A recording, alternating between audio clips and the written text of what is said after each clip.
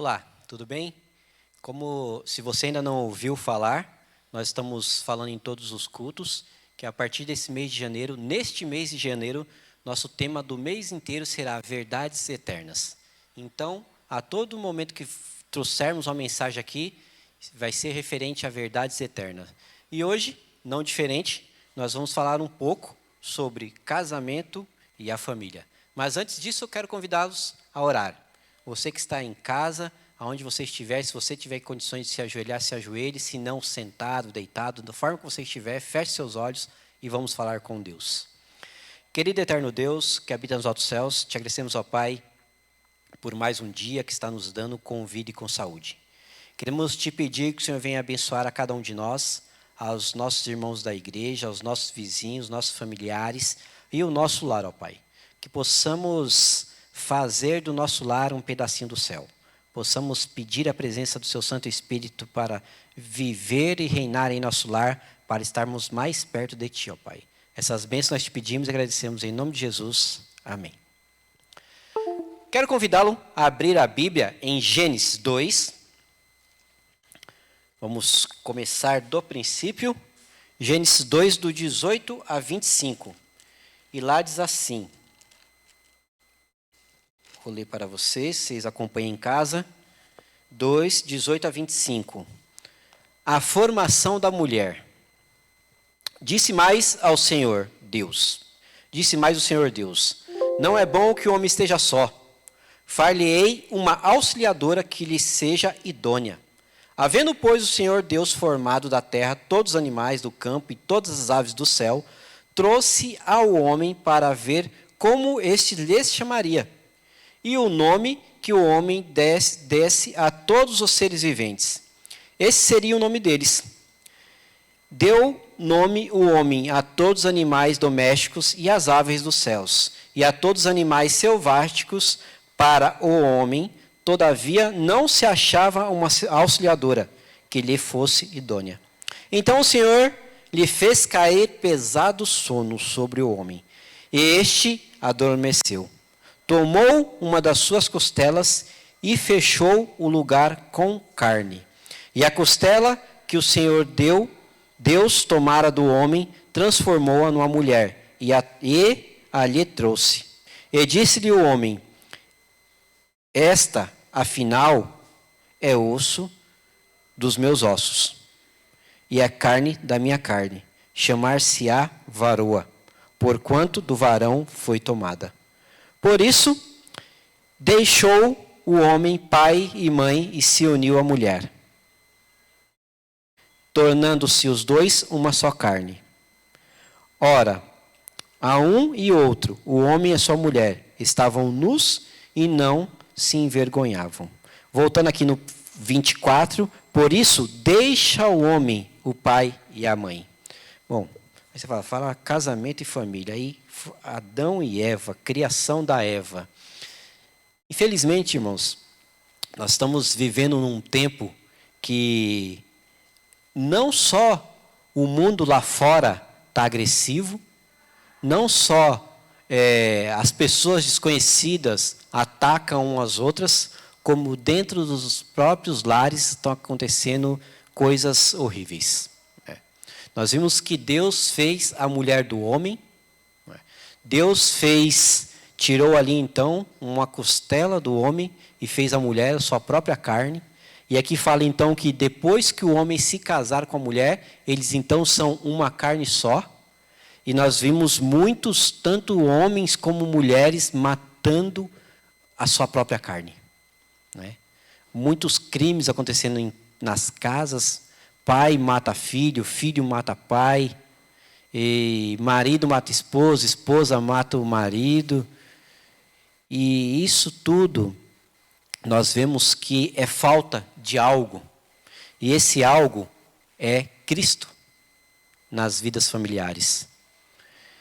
Este mês nós vamos estar falando bastante deste livro aqui. Se você não tem em casa, se você quiser adquirir na associação, tem. Muitos têm, esse aqui é uma versão mais atualizada.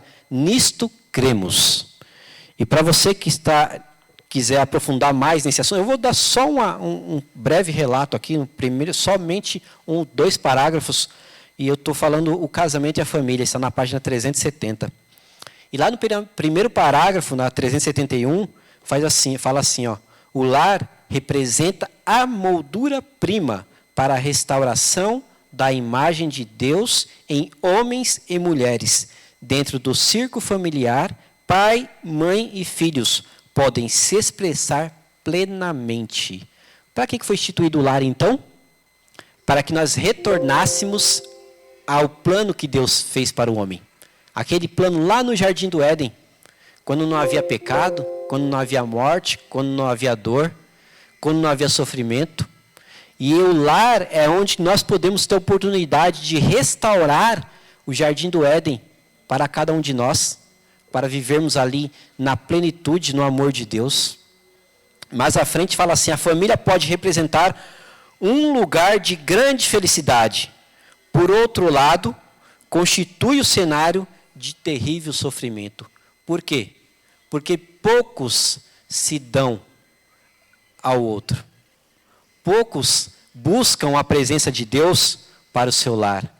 A vida familiar harmoniosa demonstra os princípios do cristianismo verdadeiramente exemplificados na prática, revelando o caráter de Deus. Essa deve ser a vida familiar. Essa deve ser a essência. Mas, infelizmente, aqui continua desgraçadamente a manifestação desse caráter é sobremodo raro nos lares. Aí você pergunta, por que tanto feminicídio, né? Tanta agressão doméstica? Por quê? Porque raramente você vê o afeto, né? O propósito de Deus, o plano de Deus sendo executado nos lares. Então, meus queridos, nós devemos buscar mais a Deus. Nós devemos nos reunir em família e buscar uma comunhão com Deus. Todos com um pensamento só, de estarmos na presença de Deus e fazermos a vontade de Deus. Ao contrário de muitas famílias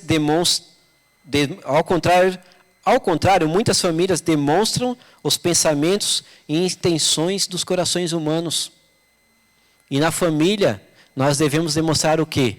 Não o meu interesse, não o meu desejo, mas o desejo do próximo, de servir o meu pai, a minha mãe, o meu irmão, o meu filho, a minha filha, de trazer conforto para aquele que está comigo ali no meu lar. É isso que Deus planejou para nós e preparou para nós. E é isso que nós devemos cultivar em nossos lares. Bom, o nosso tempo é curto, como eu disse, e nós íamos fazer um breve relato só do qual que é o plano de Deus para nós, nas nossas famílias. E aí eu quero chamar você para nós lermos mais um parágrafo aqui de Mateus. Agora nós vamos no capítulo 19 de Mateus. E lá em Mateus 19, Jesus fala que o homem estava tomando um rumo que não era o plano. Não foi aquele plano que Deus fez. O 19:8, lá diz assim, respondeu-lhes Jesus, por causa da dureza do vosso coração, é que Moisés vos permitiu repudiar vossa mulher. Entretanto, não foi assim desde o princípio. Foi Deus, quando ele criou Adão e Eva lá e já criou o divórcio? Não. Só como que o homem estava se enchendo tanto de arrogância, tanto de ciúmes, de inveja, né? Tanto do eu, que Deus falou assim, não, vou dar uma carta vou conceder então, que as pessoas tenham o divórcio, né? Tem ali seus critérios para aceitar o divórcio. E aí então, Deus autorizou, mas que não era da vontade dele. E aqui Jesus fala assim, no princípio não foi assim. Isso não é uma coisa do princípio. Isso eu vou ter que fazer agora, essa emenda, mas não é essa a vontade de Deus. E continuando, nós vamos voltar lá no comecinho da Bíblia, e eu quero convidar vocês para a gente fechar aqui esse pensamento, lendo o Êxodo 20:12. Êxodo 20:12 é a essência para que nós possamos ter um lar de amor, para que nós possamos ter um lar cristão, para que nós possamos chegar em casa, para que nós possamos ter o prazer de voltar para casa, tanto os filhos como os pais, Eu vejo como a essência aqui do lar. Êxodo 20:12 é um mandamento que Deus diz assim, ó: honra o teu pai e tua mãe, para que se prolongue os seus dias na terra que o Senhor teu Deus te dá. Amém? Olha só que maravilha. A partir do momento que eu honro meu pai e minha mãe, vou honrar meu pai e minha mãe que eu vou viver bastante. Mas não é isso. Eu vou honrar meu pai e minha mãe para que meus dias sejam prolongados, para que eu tenha prazer aqui na minha casa, para que eu tenha prazer no meu lar. Então, meus queridos, pense nisso. Nós estamos no início de mais um ano, né? Graças a Deus, nós concluímos um ano, estamos iniciando mais um ano, mas que você se prepare, se planeje para colocar um pedacinho do céu dentro do seu lar, para que Deus sinta o prazer de habitar no seu lar e que as pessoas vejam que o seu lar é um pedacinho do céu e queiram conhecer que Deus maravilhoso é esse que habita lá.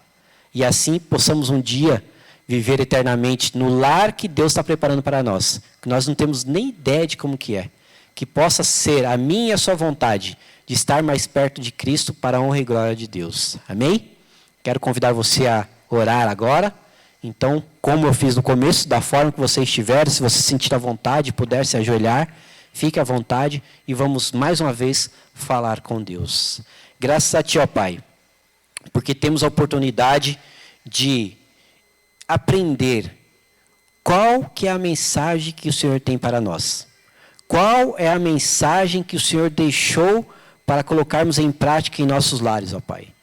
Qual que é o desejo que o Senhor tem para que possamos estar mais perto de Ti e que o Senhor habite em nossos lares? Que possamos praticar o Seu querer em nossos lares. Que possamos nos doar para cada um que habita junto conosco, para a nossa vizinhança, no emprego também, aonde que andarmos, para que nós possamos atender o nosso próximo como que gostaríamos de ser atendidos, ó Pai.